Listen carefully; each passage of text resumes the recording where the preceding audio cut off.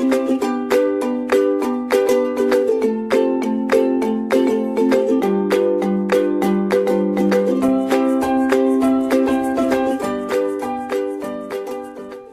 everyone, I am Dr. Ila Shukla and today we will be discussing about the evaluation of efficiency of sterilization methods.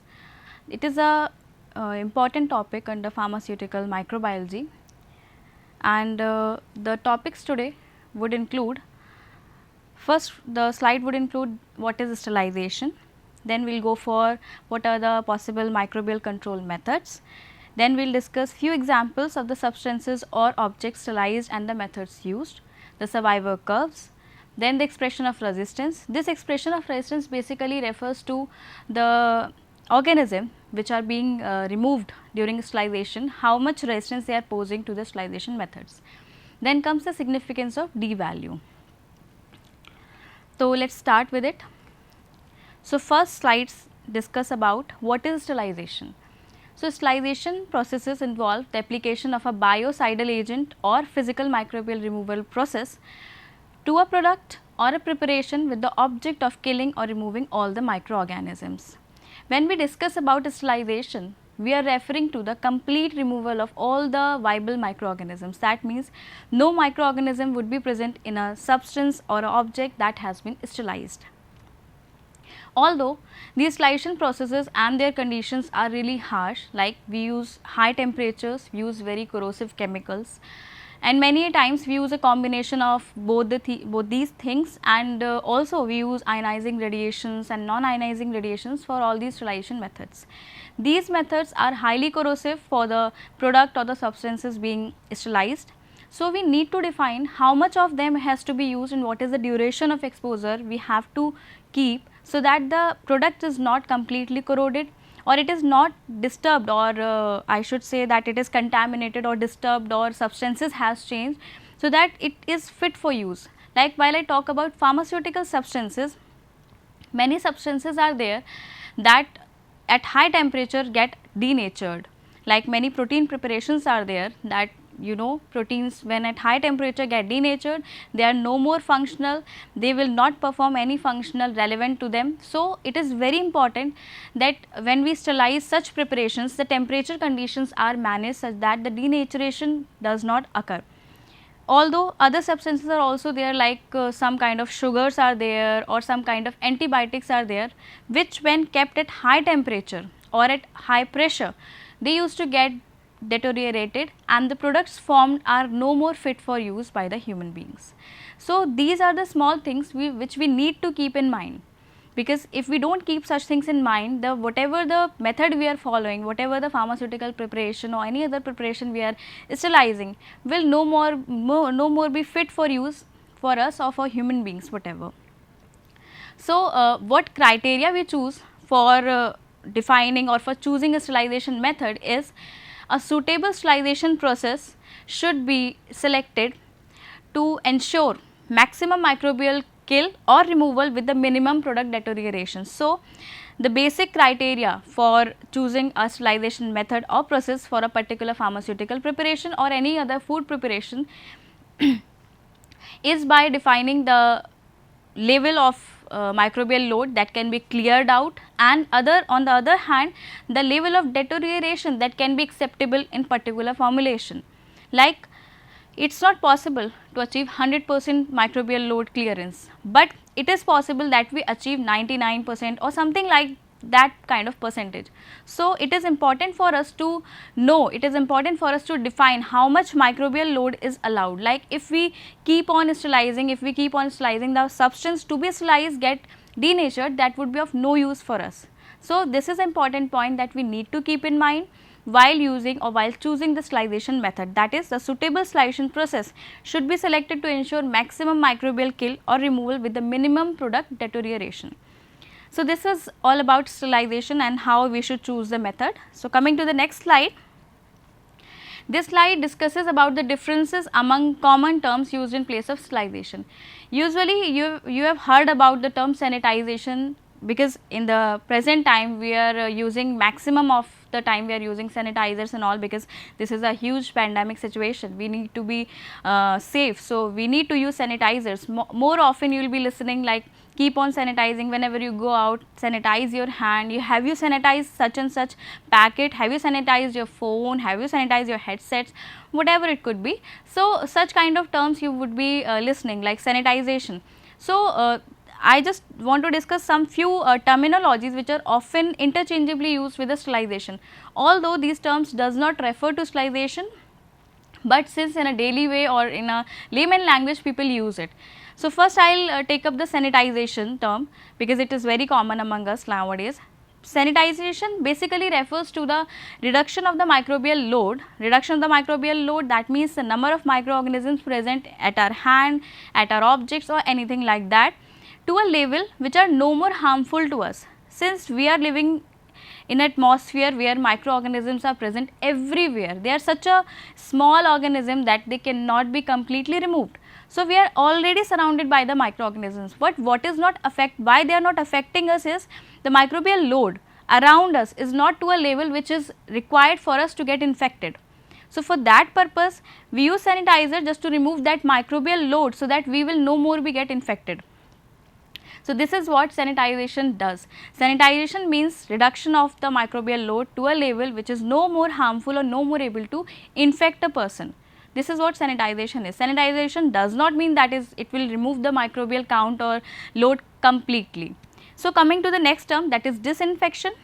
Disinfection refers to the destruction or removal of vegetative pathogens, but not bacterial endospores. While we discuss about sanitization, a more advanced form is disinfection. What disinfection does? When we talk about sanitization, sanitization could be from the animate objects, for animate objects like human beings, animals or something like that. But when we talk about disinfection, it is especially for inanimate objects. Sanitization could be done in animate as well as inanimate objects, while disinfection is especially for आपका inanimate objects.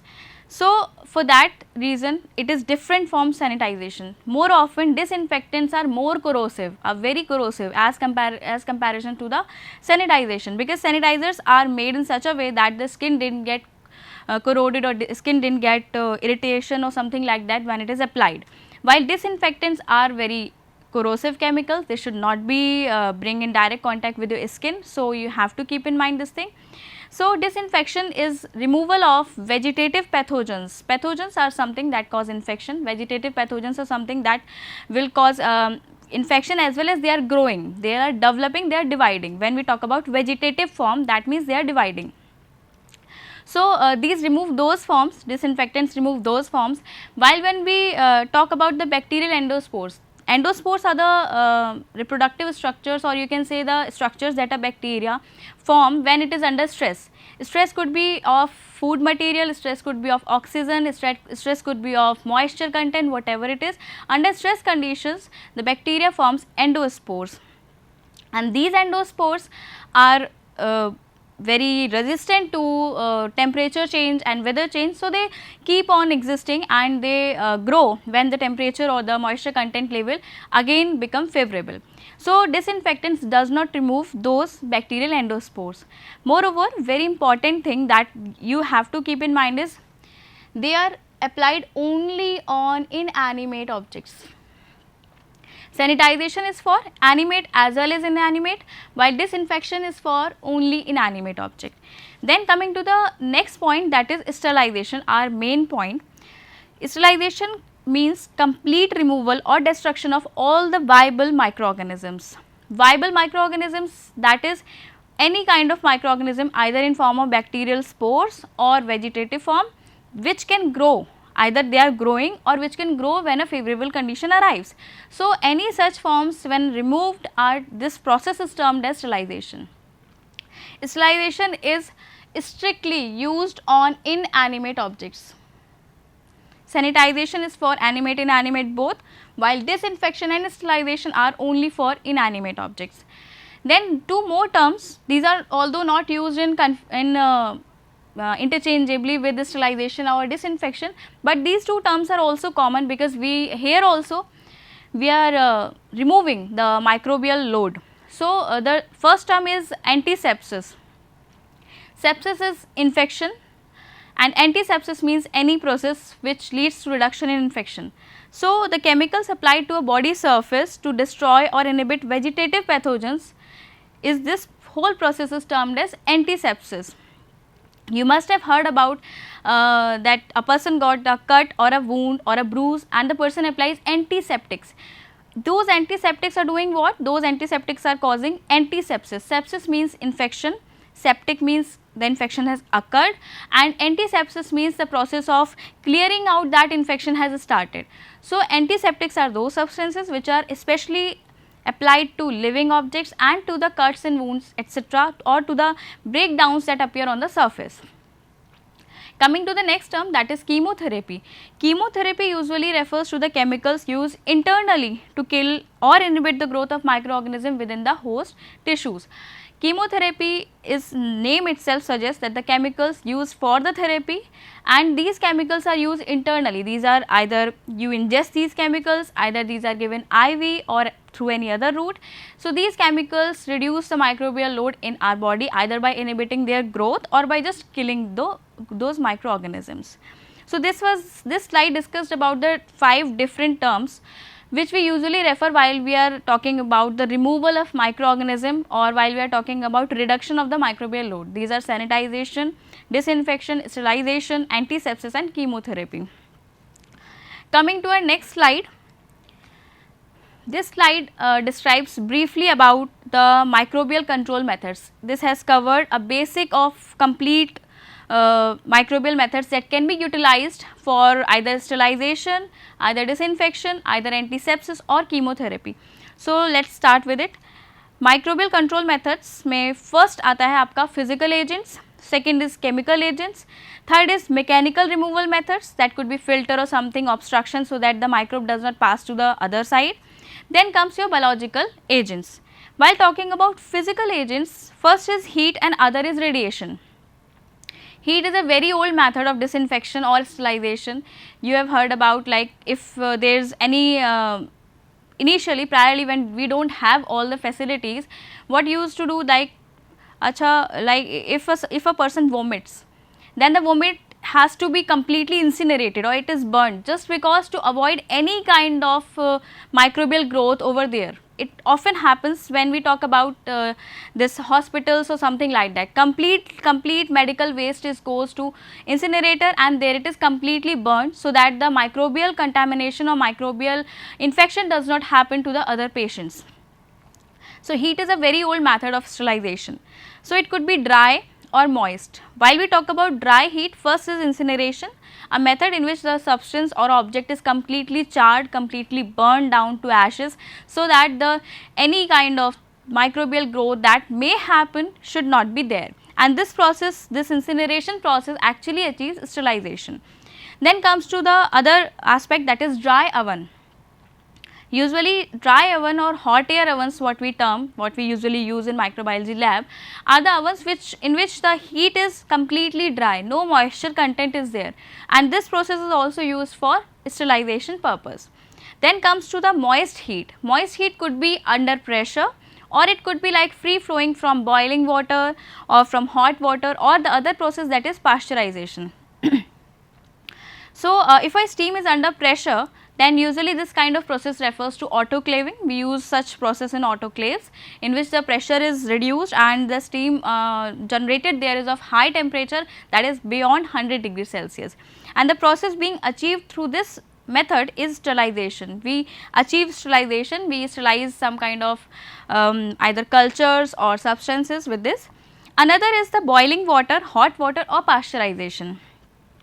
This process helps in achieving disinfection, that means the other process in which the pressure was reduced and the temperature was high, the sterilization was achieved, and the second process in which the moist heat is there but the pressure is not reduced, the disinfection is achieved. Disinfection refers to, again I am telling you, that is bacterial endospores does not clear out from there.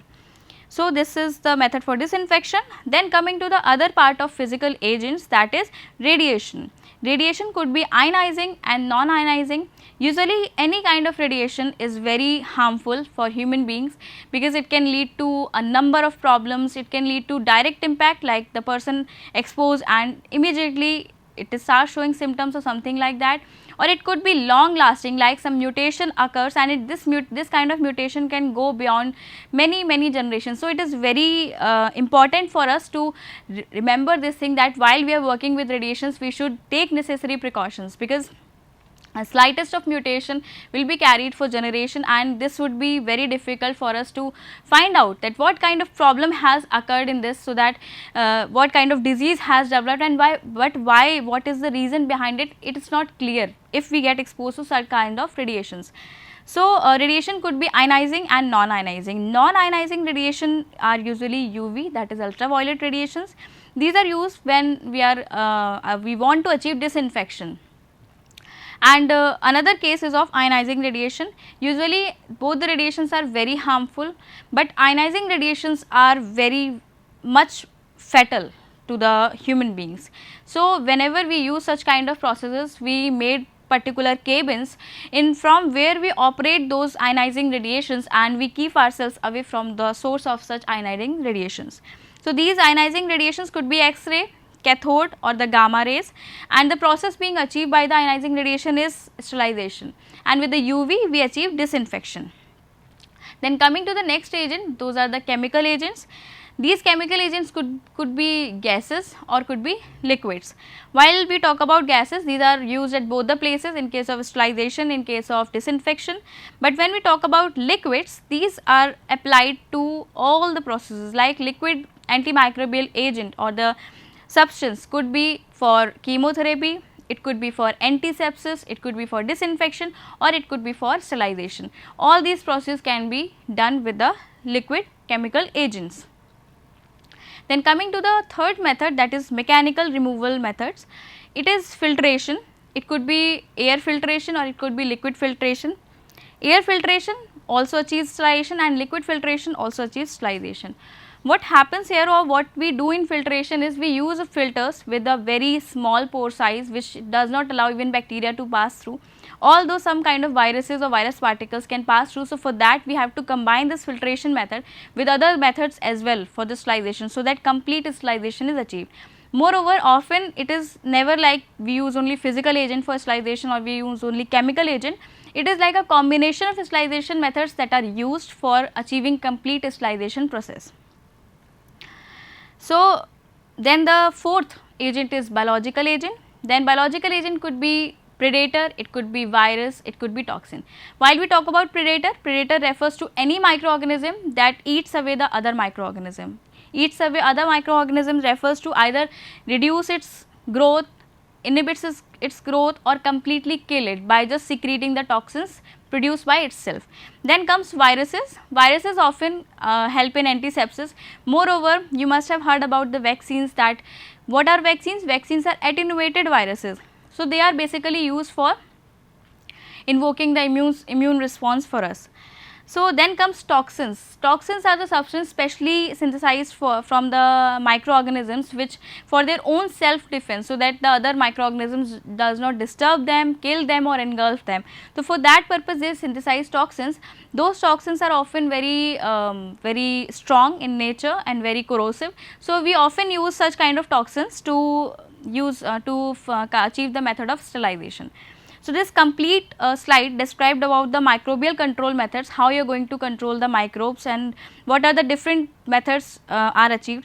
Since I have discussed several methods, it is not like that we cannot use single method, or why we use combination of method, since there are different requirements for different substances and different level of productions. Like large scale production need different kind of sterilization processes, and small scale need different kind of sterilization processes. So, according to that we choose sterilization methods or disinfection methods. So, coming to the next slide, it says about the few examples of the substance or objects sterilized in the methods used. This figure is describing about the different methods and the substances that will be used, or that are or the glasswares or objects that are used to sterilize. Like first is again heat, dry or the hot air. With the hot air, we used to slice empty glasswares, glass pipettes and glass syringes. What we do is in the dry hot air ovens, we wrap these up with a brown paper. We put a thread around them and then we place them in the hot air oven and set the temperature accordingly, and then we leave it there and allow them to get sterilized. The temperature range that is used in dry hot air is 160 degrees Celsius to 180 degrees Celsius for 1.5 hour to 3 hours. Then comes moist or the wet heat. Moist or the wet heat is divided into two fractions. One is free flowing steam, that is 100 degrees Celsius, that is boiling water, and we are passing that steam for sterilization. Then other is autoclaving, that is the steam under pressure. So, the first one is the free flowing steam at 100 degrees Celsius. Often what we use with this kind of heat is intermittent sterilization. Intermittent sterilization usually referred to, we can say, tyndallization, in which we rise the temperature of a particular substance, we allow it to come back to the normal room temperature, then we again heat it and then we are again allowed to cool back. What happens is that when we heat them, bacteria forms endospore and then they stay back.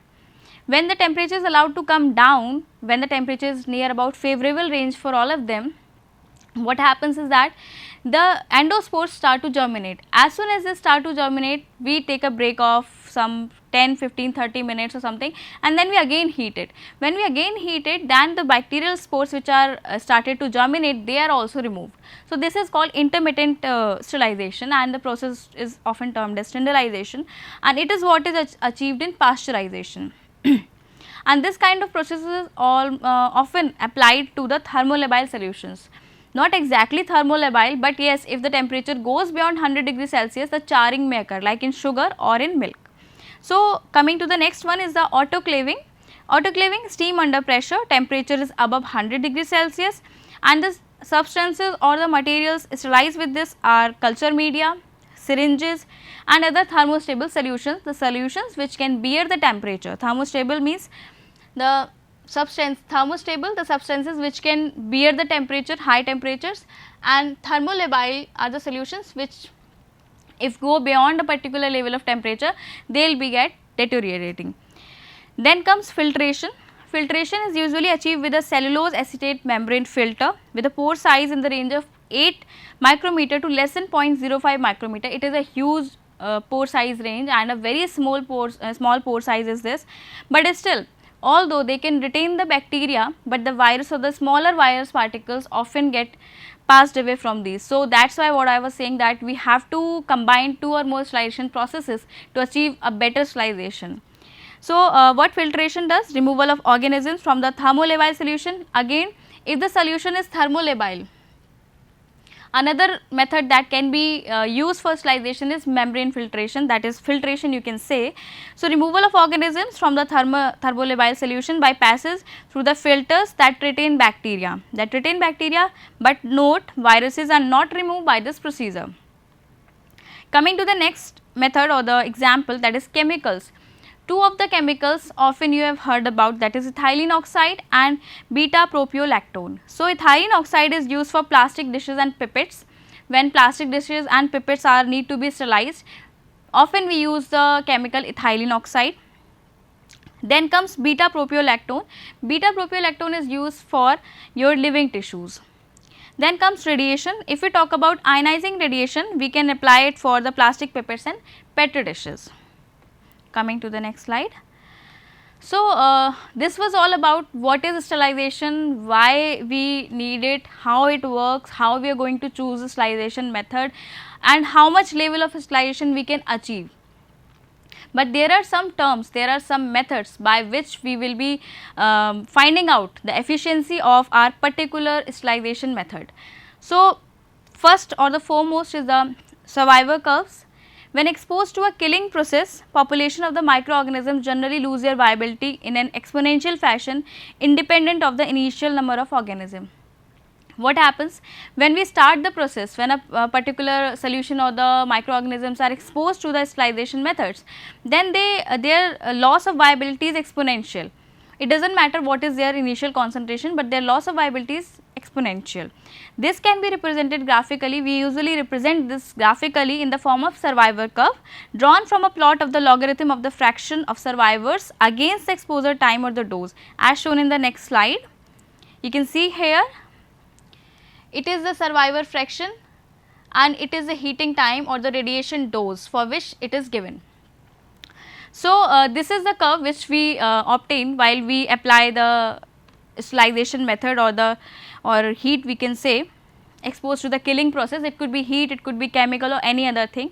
So, this first curve is the straight curve. This is the exponential drop down of the microorganism while the process has started. This is the initial B curve. It is a slight shoulder is here, just because when the endospores are there, just assume it that the heat process is started. Heat process would be used for sterilization. As the heat process starts, the bacterial endospore starts to germinate. So, there is a slight increase in the number of microorganisms here, but as soon as the heat process continues, there is continuous decline in their number. From here it goes exponential.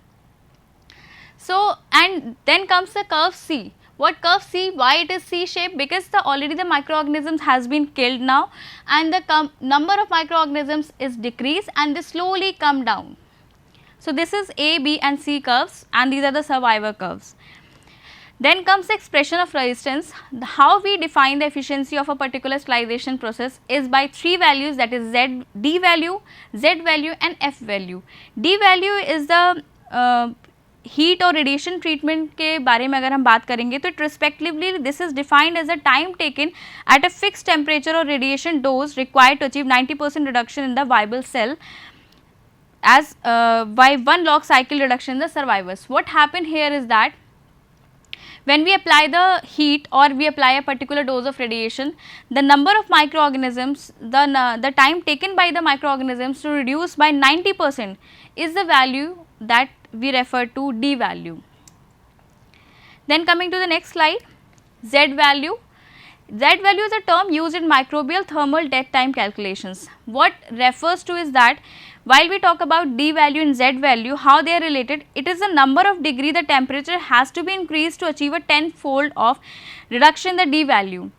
This Z value defines a particular range of temperature at which the microorganisms will be decreasing, and how this D value will be reduced by 1 log cycle. This is what Z value defines.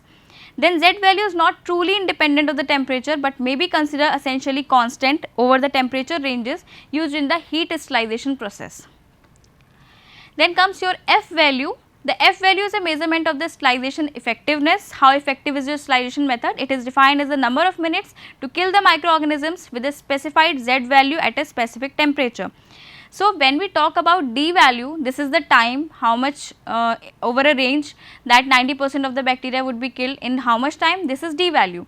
When we talk about the Z value, it is the time, it is the range of temperature at which the microorganisms are killed. So, when we want to see the effect of heat over a particular substance or a thing, then we usually opt for noticing down or recording Z value. So, Z value basically directly define what is the impact of heat on a particular population of microbes, or how much resistance they are, or how much resistance they are posing to the particular sterilization process. So, what is the significance of D value? It is since D value is highly specific for particular microbe in a particular condition. So, when a particular lot of sterilization is there, that means for that particular situation the D value would be characteristic. The same D value would not be achieved by any other lot of microorganisms being sterilized. So, it is a specific kinetic expression for each particular microorganism. Knowledge of the D value is very necessary for the calculation of the Z value. Z value cannot be calculated without D value, and D value is also used in calculation of F value. So, basically all the values are interdependent for the expression of resistance of the microbes. So, these are the references, and thank you. With this I would like to end my lecture. It was all about the sterilization process, efficiency of sterilization. Thanks a lot.